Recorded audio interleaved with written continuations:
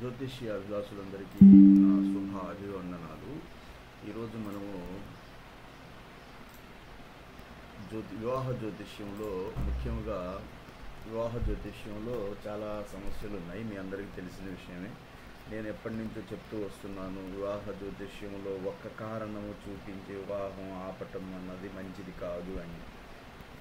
ఆ వివాహం వద్దు అనడానికి మీకు ఎవరైతే మీ అబ్బాయి అమ్మాయి చాట్లు వధూవరుల చాట్లు చూస్తున్నారో వాళ్ళు ఆ వివాహం వద్దు అనడానికి అట్లీస్ట్ 10 కాకపోయినా 7-8 కారణాలు చెప్పాలి.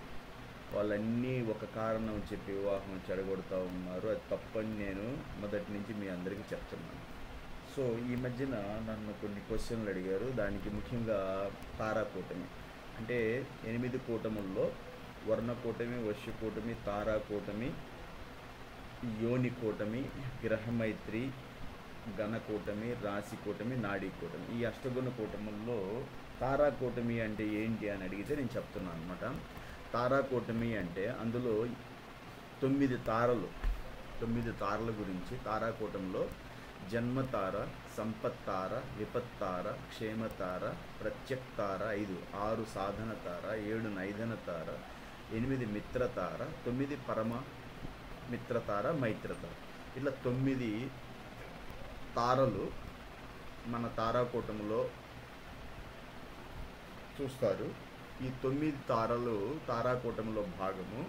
అయితే ఈ తారాకూటమికి వచ్చే గుణాలు 3 గుణాలు. మొత్తం 36లో 3 గుణాలే వస్తాయి. ఈ తారాకూటమి మీద ఎన్నో మ్యారేజ్లు చెడగొట్టేస్తున్నారు. అంటే ఏంటి అంటే ఈ తారాకూటమి ఎలా చూస్తారు అంటే అమ్మాయి నక్షత్రాన్ని నుంచి అబ్బాయి నక్షత్రానికి లెక్కేస్తే వచ్చిన సంఖ్యని 9 చేత భాగిస్తే బేసి సంఖ్యలు వస్తే మంచిది కాదు అని. అంటే బేసి 1, 3, 5, 7 అంటే 1 అంటే జన్మతార, 3 అంటే విపత్తార, 5 అంటే ప్రత్యక్తార, 7 అంటే నైధన తార. అంటే జన్మతార, విపత్తార, ప్రత్యక్తార, నైధన తార ఈ 4 తారలు మొత్తం 9 తారలో మంచివి కాదని 2 సరి సంఖ్యలు సంపత్తార, 4 క్షేమతార, 6 సాధన తార, 8 మిత్రతార, 9 పరమ మిత్రతార. ఇక్కడ 9 బేస్ సంఖ్య అయినా కూడా 9 పరమ మిత్రతార ఇవి మంచివి అనేసి ఈ జ్యోతిష్ శాస్త్రంలో చెప్తారు. కానీ ఒకవేళ తారాకూటమిలో అమ్మాయి నక్షత్రానికి నుంచి అబ్బాయి నక్షత్రానికి లెక్క వేయగా దానిని 9 చేత భాగిస్తే బేసి సంఖ్యలు వచ్చినంత మాత్రాన ఆ కూటమి పోద్ది. అంటే 3 గుణాలు పోతాయి. 36లో 3 గుణాలు పోతే 33 ఉంటాయి కదా. ఆ కూటమి పోయినందువల్ల ఒకవేళ నైధన తార వచ్చినందువల్ల వివాహము ఆపటము, తారాకూటమి కలవలేదని చెప్పటం మంచిది కాదు. ఆ కూటమికి 3 గుణాలు చాలా తక్కువ గుణాలు. అవి తీసేస్తే 36లో 3 పోతే మీరు ఎందుకు అంత భయపడతారు? ఒకవేళ కూటమి బాగలేదు, కలిసింది ఓకే, బాగలేదు తీసేసేయి, 3 గుణాలు పోతాయి. అంతేగాని దాని గురించి మీరు భయపడకూడదు. చాలామంది నన్ను అడిగినందువల్ల ఈ తారాకూటమి అంటే ఏంటి అంటే ఈ తారాకూటంలో 9 తారలు అంటే జన్మతార, సంపత్తార, విపత్తార, క్షేమతార, ప్రత్యక్తార, సాధన తార, నైధన తార, మిత్రతార, 9 తార.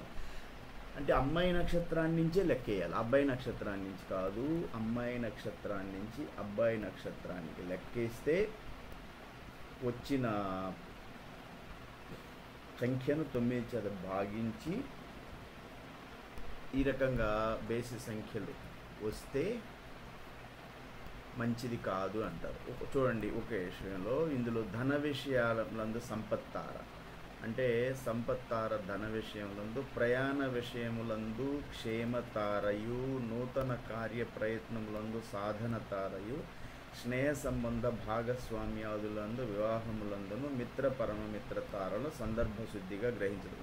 అంటే ఇది బ్రహ్మశ్రీ ముల్లపూడి లీలాకృష్ణమూర్తి గారు రాసిన సర్వార్థ చంద్రిక పేజ్ నంబర్ 62లో ఇచ్చింది. అంటే స్నేహ సంబంధాలు, భాగస్వామ్యాలు, వివాహాలను మిత్ర పరమిత్ర తారలు చూస్తారు. అంటే అమ్మాయి నక్షత్రం నుంచి అబ్బాయి నక్షత్రాన్ని లెక్కేసి వచ్చిన దాన్ని 9 చేత భాగించి ఇట్లా సరి సంఖ్యలు వస్తే పరమిత్రతార మిత్రతార అయితే వివాహాలకి స్నేహ సంబంధాలకి భాగస్వామ్యాలు చూస్తారు.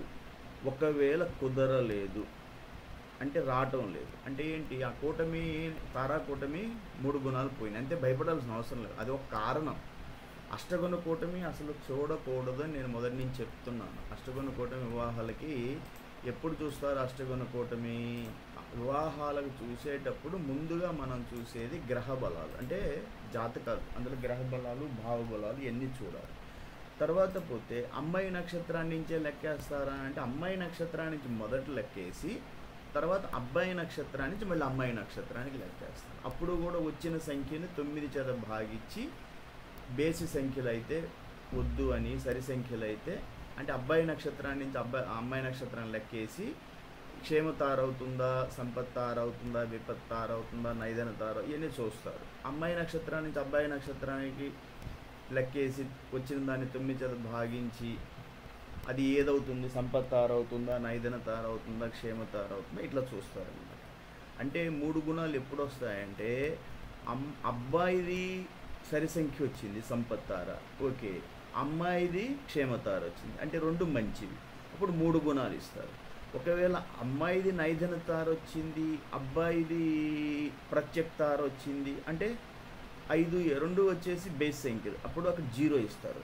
అమ్మాయిది నైదన తార అయింది, అబ్బాయిది మిత్రతార అయింది అంటే అబ్బాయి సైడ్ మిత్రతార, అమ్మాయి సైడ్ నైదన తార అంటే అప్పుడు 3 గుణాలకు సగం గుణాలు ఇస్తారు. 1.5 1.5 1.5 అట్లా. అమ్మాయిది మిత్రతార అయింది, అబ్బాయిది వచ్చేసి సంపత్తార అయింది అంటే 2 మంచి తారలు అని అప్పుడు 3 గుణాలు ఇస్తారు అట్లా. అంతేగాని దాని గురించి మీరు అంత భయపడమాకండి.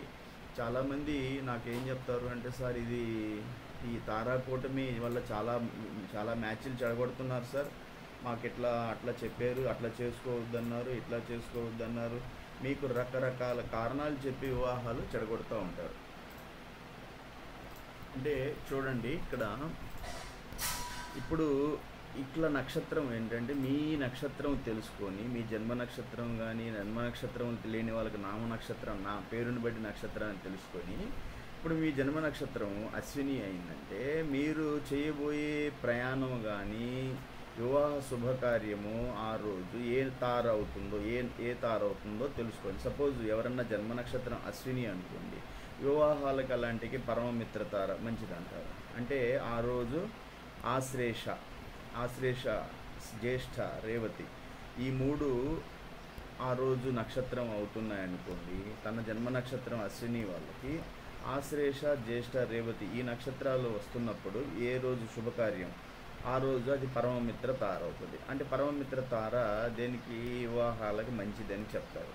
ఈ 2 4 6 8 9 సంఖ్యలు తారలు శుభం. అంటే 2 అంటే ఏంటి, సంపత్తార, 4 అంటే క్షేమతార, 6 అంటే సాధన తార, 8 మిత్రతార, 9 పరమమిత్రతార. ఇవైతే మంచిదని చెప్తారు. ఇదే చెప్తారు. ఏ ఒక్కరు కూడా ప్రయాణాలకు కానీ ఏ శుభకార్యాలు తప్పగా తారాబలం చూసుకోవాలి.